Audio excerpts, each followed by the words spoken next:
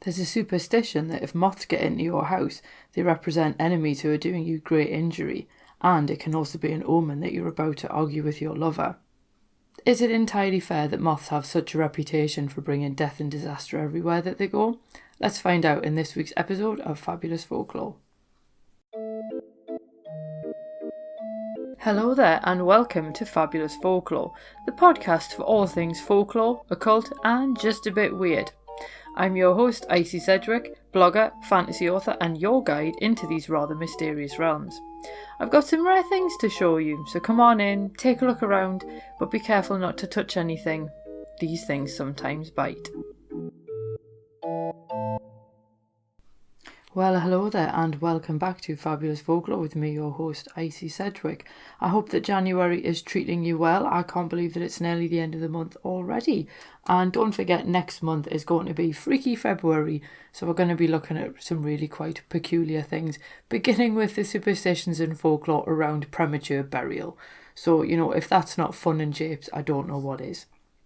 This is, however, our final week of the Creatures of the Night series, and I thought the best way to wrap this one up is with another listener request for the folklore and superstitions of moths. I'm not going to lie, I wasn't really a fan of moths before I started researching this, but then as I did and I was like, oh okay, I've been getting them completely wrong all this time. I think I've got a slightly different perspective on them now, so who knows, maybe you'll change your mind as well. Let's find out, eh? Now, moths aren't exactly popular insects, and within folklore, they're typically viewed as being either messengers from the dead or symbols of death, so they don't really get a lot of positivity ascribed to them, unlike butterflies. And there is some of the symbolism that crosses over with that of the butterfly, and it's quite easy to see why people confuse them, because they both belong to the Lepidoptera family. And T.R. New points out that people will like butterflies and dislike moths. And to be honest, until I did this episode, that was me. Anyway, this boils over into folklore with butterflies viewed as fairies and moths as witches, which does seem like a little bit of an unfair way of doing things. Moths actually evolved first, and there are some fossils that have been found which show moths might actually be a whopping 200 million years old, and they basically came along before butterflies did. But like bats, who we looked at a couple of weeks ago, they're also subject to plenty of myths as well. And it turns out that the adults won't eat your clothes or ruin fabric because they actually largely feed on nectar, but the larvae of the moths will quite happily chew through anything that's put in front of them. The other thing that was a really big misconception that I found is that there are actually species of moths that come out during the day, so the whole butterflies out during the day and moths out during the night belief is actually not quite right. So, keep that one in mind if you're ever at a pub quiz. But let's see what else we can learn about these much maligned insects. First of all, does the colour of the moth matter? Now, I hadn't realised that they came in quite so many weird and wonderful varieties. I mean, there's one that's practically neon green. So does the colour matter? And according to the Otherworldly Oracle, in Appalachian folklore, white moths meant that ancestors were present. And the website Butterfly Insight points out that Guajiro of Colombia actually believed the same thing. Now for them, they believed that if this moth became a nuisance, the family needed to take great care when they were removing it, otherwise the spirit might come back to take revenge.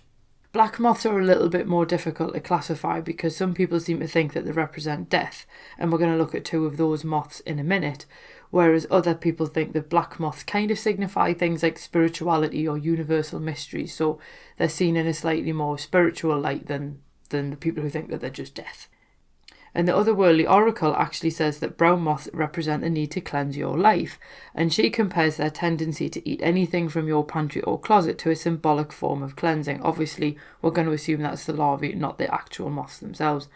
And Butterfly Insight agrees, saying that they, quote, represent the process of slow, unseen destruction of the things we cherish the most, end quote. So who knows, maybe Marie Kondo actually took her inspiration from brown moths. And incidentally, the Otherworldly Oracle also says that brown moths are a sign to be cautious about who you trust.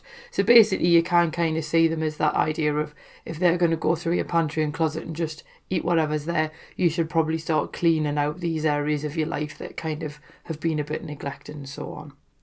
Now, the other thing that's quite big around symbolism for moths is obviously this whole idea of them being drawn towards light. And obviously we see them fluttering around light bulbs now, but in earlier times this would have been naked flames.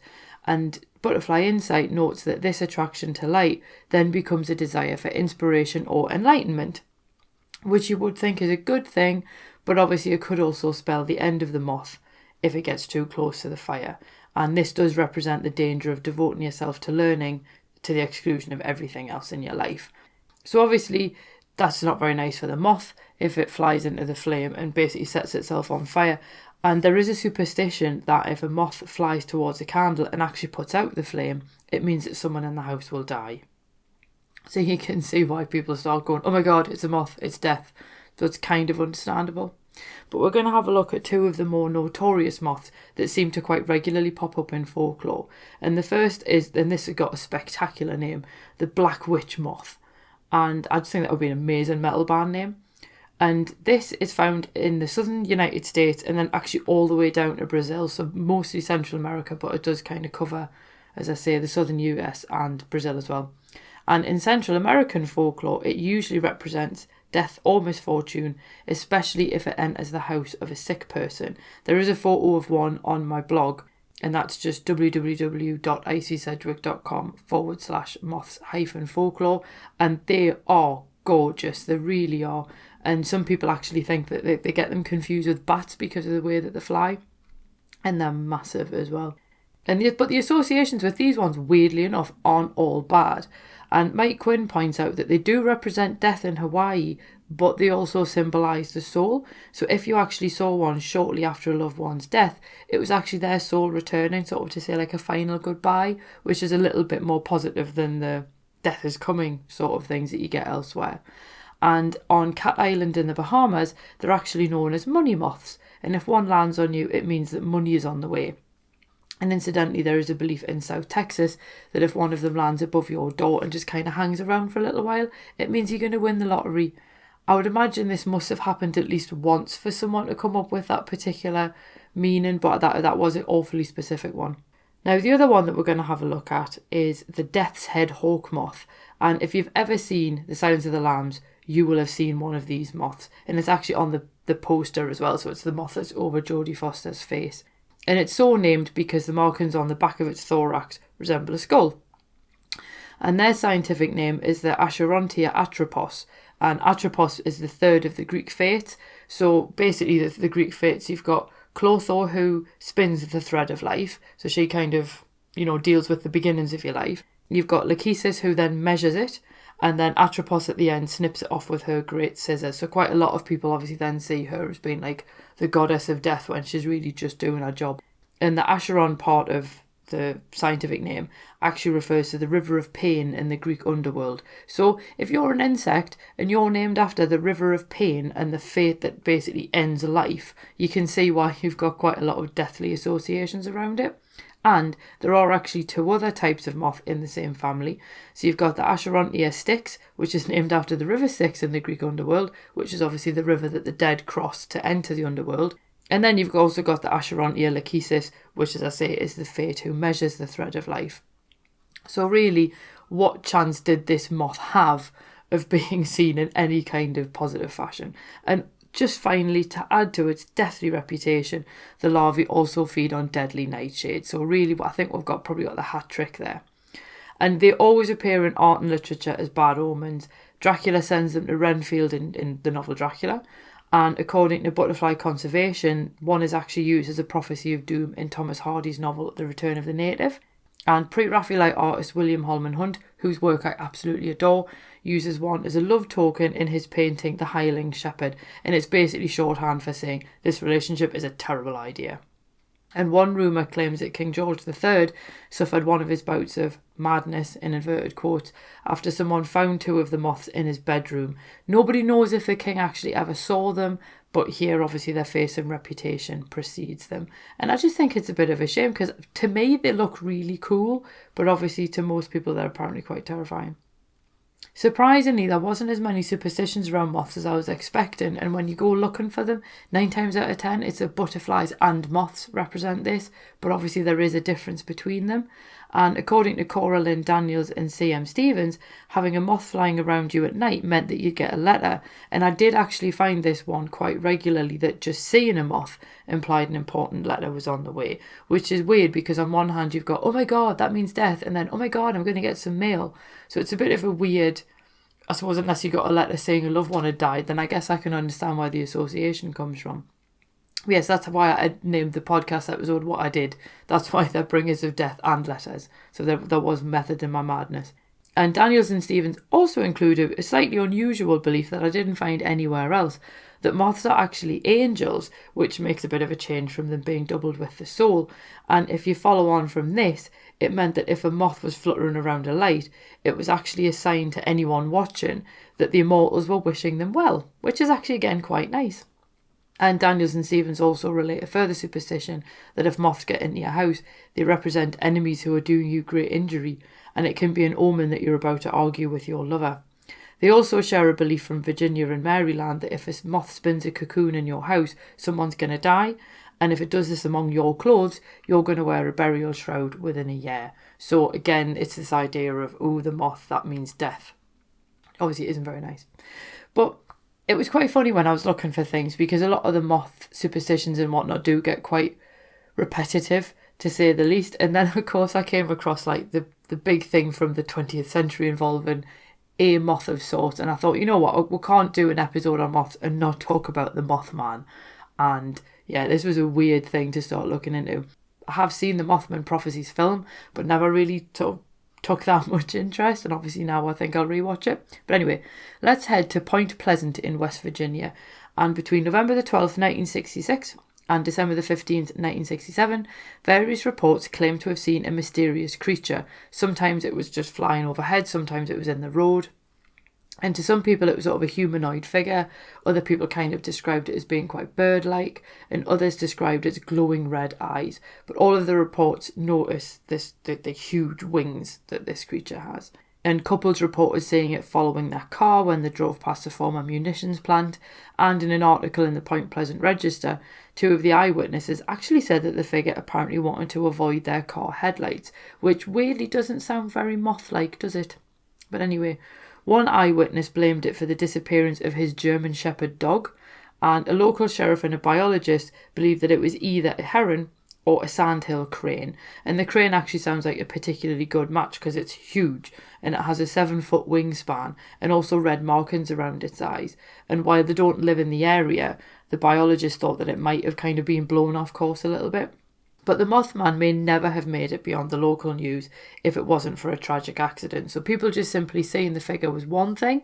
But then on December the 15th, 1967, the Silver Bridge collapsed, which killed 46 people. And at this point, people started connecting the collapse and the sightings. So people believed that the Mothman only appeared just before tragedy struck, which then turned the figure into a bad omen. You can probably see where I'm going with this. And John Keel wrote the book The Mothman Prophecies in 1975, which helped to popularise the legend, and that's what the 2002 film was based on.